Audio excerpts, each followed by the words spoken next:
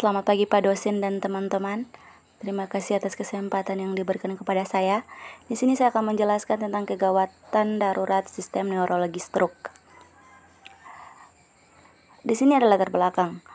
Stroke merupakan penyakit pada otak berupa gangguan fungsi syaraf, lokal atau global, munculnya mendadak, progresif, dan cepat. Gangguan fungsi syaraf pada stroke disebabkan oleh gangguan peredaran darah, otak non-traumatik. Gangguan syaraf tersebut menimbulkan gejala antara lain kelumpuhan wajah atau anggota badan bicara tidak lancar, bicara tidak jelas atau pelo. Mungkin perubahan kesadaran, gangguan penglihatan, dan lain-lain. Pasien stroke akan mengalami gangguan-gangguan yang bersifat fungsional, gangguan sensoris dan motorik. Teman-teman, di sini pun ada definisi stroke. Penyakit stroke adalah masalah kesehatan yang terjadi saat asupan darah menuju ke otak terganggu atau sama sekali berhenti, sehingga jaringan otak kekurangan oksigen dan nutrisi. Akibatnya dalam hitungan menit saja sel-sel otak mulai mati.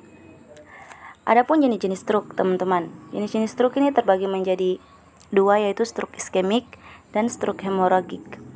Stroke iskemik adalah tergolong jenis stroke yang paling banyak terjadi dibanding jenis-jenis stroke lainnya. Penyakit ini terjadi saat pembuluh darah yang terdapat di otak menjepit atau tersumbat, sehingga aliran darah menuju ke otak terhambat. Dan kedua itu stroke hemoragik. Stroke hemoragik adalah terjadi saat pembuluh darah di otak mengalami kebocoran atau pecah. Kondisi ini berawal dari pembuluh darah yang melemah, kemudian pecah dan menumpahkan darah ke sekitarnya. Baik teman-teman, di sini ada tanda-tanda dan gejala stroke.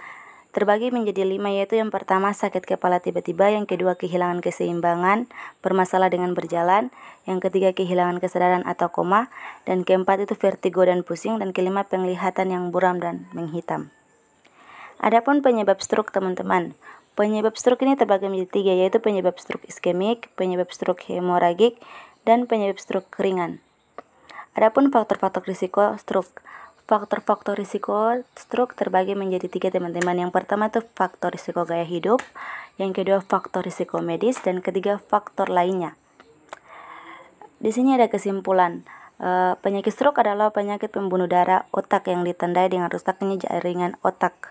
Ada 2 macam penyakit stroke, yaitu kerusakan jaringan otak akibat penyumpatan atau penyempitan, atau yang disebut dengan infark, dan perdarahan pembuluh darah otak, atau yang disebut dengan bleeding. Penyakit ini ditandai dengan adanya gejala-gejala menurunnya fungsi susunan saraf. Biasa dibagi 2 jenis, yaitu stroke iskemik atau infark dan stroke hemoragik. Terima kasih.